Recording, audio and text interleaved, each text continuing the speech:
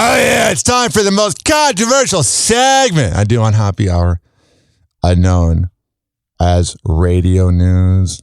Hey, yo. Motherfuckers.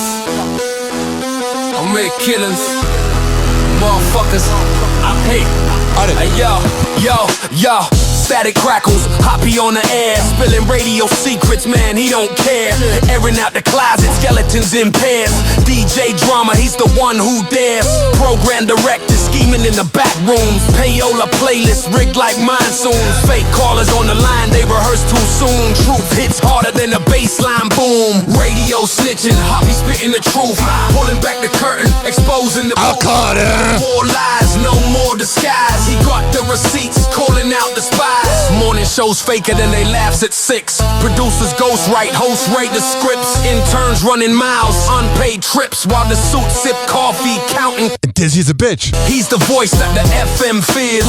Mic in hand, cutting through veneers. Pulling cards, no regard for careers. Broadcast assassin, they all in tears. Jingling, fake contests ringing. Same top 40, same song singing. Corporate puppets, strings all clinging. Hoppe's here and the tea still stinging. Oh, yeah. And that was the beginning of radio news. First of all, I worked at Salem Media Group, which the company means well. They're just so brainwashed, man. It's all conservative talk radio. And they'll be like, oh, yeah, we love God. God loves us. And then they're like, oh, women don't need jobs. Gay people are a part of DEI. And they're kind of racist. But, oh, God loves us. So I worked there for 6 months. Made some good money. But was miserable. But when I worked at Salem Media, Tampa Bay, there was one man I adored. He was a legend. His name is Roger P. Shulman. He was a newsman that worked on the Q Morning Zoo, which is one of the biggest morning shows ever in the 80s. The first ever radio show to be filmed. Not Howard Stern. It was the Q Morning Zoo on Q105. And it was on a cable station back in the 80s. You can look it up on YouTube. They had Cleveland Wheeler, Jack Harris, Scott, I'm forgetting his name. Man, it's how important it was. No, I'm just kidding. Scott Shannon, my ex's mom claimed she was on, even though she wasn't. And Roger P. Shulman was the man. He's like almost 80 years old, and he was doing local news updates for Salem Media Group. And he just got laid off because of corporate layoffs because Salem doesn't know how to make money because people are sick of fake news. And I just feel so bad for Roger P. Shulman because it's like, dude, like he poured his heart out. He was supposed to join the Mike Gallagher show all the time, but the previous administration, had a hard time saying that, at Salem was like trying to hold him back. So then he was just doing news updates on AM 860, The Answer. And then recently he's been able to go on Mike's show and then he gets laid off. And then radio wonders why people are turning to podcasts when there's no loyalty. And all the CEOs are making their money. You better believe. Radio goes, oh, we're in a tough spot. You're doing okay. You just don't want to pay. And Adam Carolla said, you invest in your success. So you wonder why you're not getting the best results. And then you get rid of the people that people like. Mm-hmm. And iHeart, you get rid of Miguel and Holly and keep James Byrne. Because he's a company man. Something good that iHeart did, though. They extended the Fred Show through 2030. I have known Christopher Frederick, a.k.a. Fred, when he was known as Brother Fred, when he replaced Drex in the Morning, one of my favorite radio shows ever, back in 2009 or 10, it was like December 2010, and he's been in Chicago for 15 years, and when you're in Chicago radio, you don't just get on the radio in Chicago.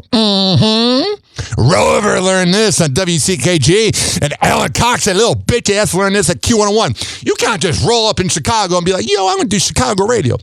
You got to embrace the city, which is why Alan Cox is a failure. Well, Fred is now syndicated, and he just signed with iHeart through 2030.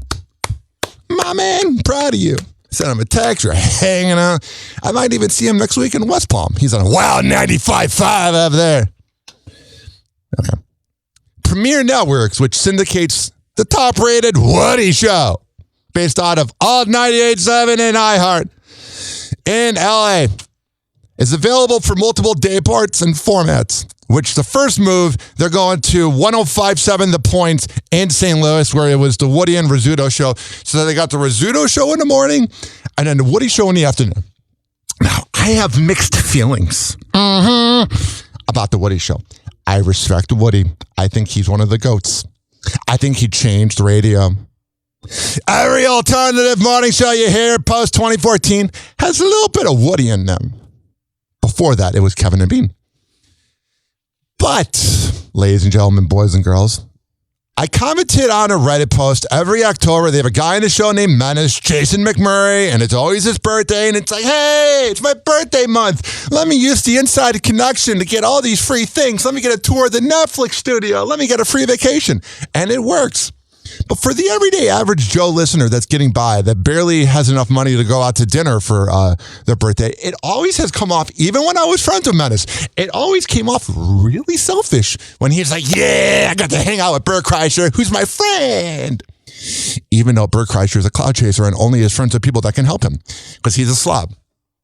Well, last night on a post about people being sick of Menace gloating about all this stuff he gets to do for free on Reddit, I commented, I was in a spicy mood. If you listened to the show yesterday, you know I was in a bad mood. I commented, yeah, Menace is a fake friend.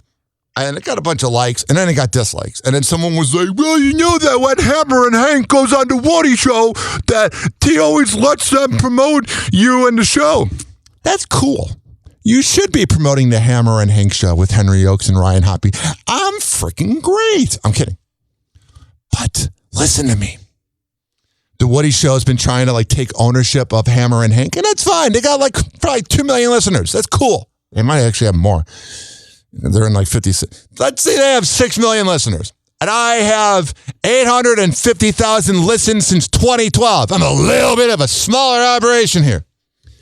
But last year, Hammer and Hank messaged me and was like, hey, buddy, would I be able to be interviewed on Happy Hour, buddy?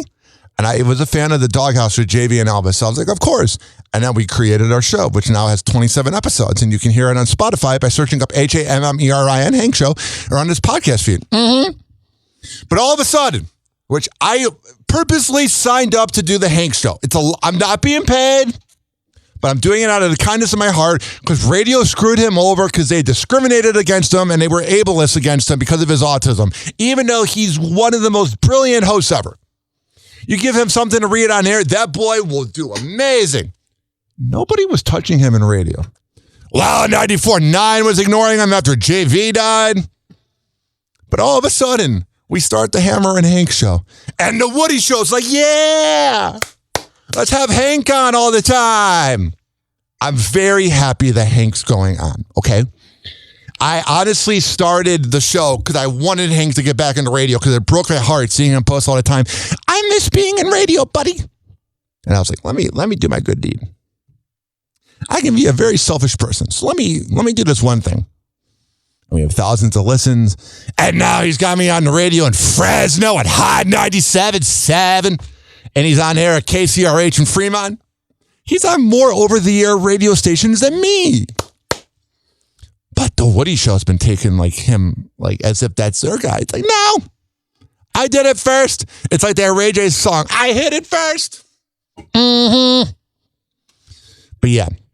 And then people were like, why are you talking bad about Menace? Because he's mad that I'm a fan of the radio host Kevin Kline. It's always bothered him.